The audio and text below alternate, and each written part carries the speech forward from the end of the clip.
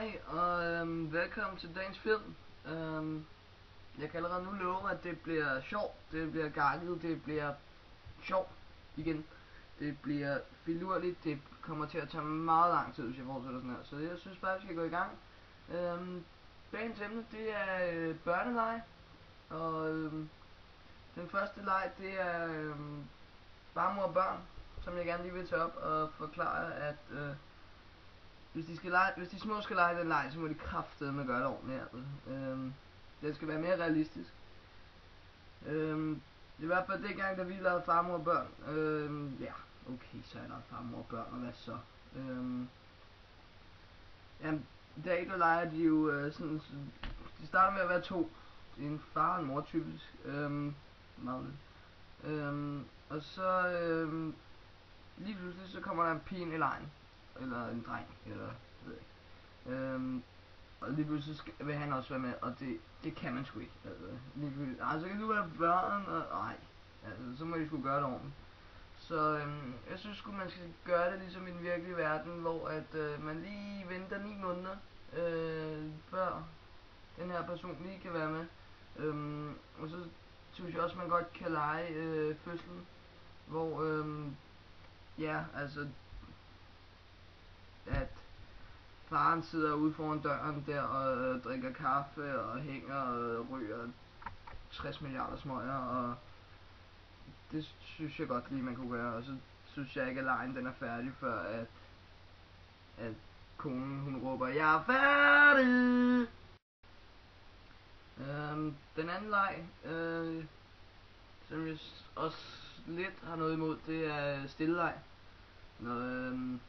Det er nok også noget at gøre med, at jeg snakker meget. Men godt være, at det ikke er børnenes favoritleg, men jeg er helt sikker på, at det er pædagogernes rundt omkring i danske vuggestuer og diverse børnehaver osv.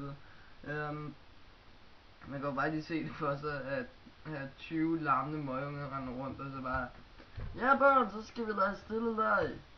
Og de karter bare rundt, og så siger, okay, jeg starter. Og så sidder de bare i en rundkreds og fortsætter det bare sådan her.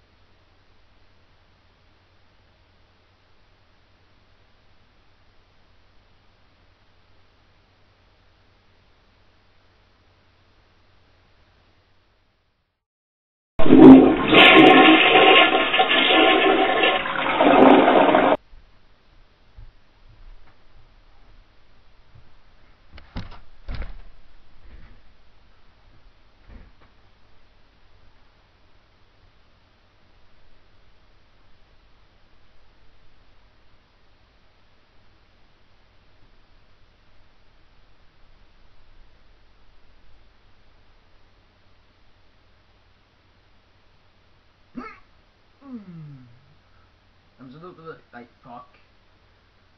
Nå, men sådan fungerer det altså. Yes, det var det vi nåede i dag. Følg med i næste afsnit, hvor vi snakker om Eon. Nej, det er ikke vi gør. Yes, følg med inde på fangruppen, og husk at invitere jeres venner, og hvis I ikke er nogen venner, så det ved jeg ikke, inviter jeres lækre kusine. Yes, det er i orden. See ya.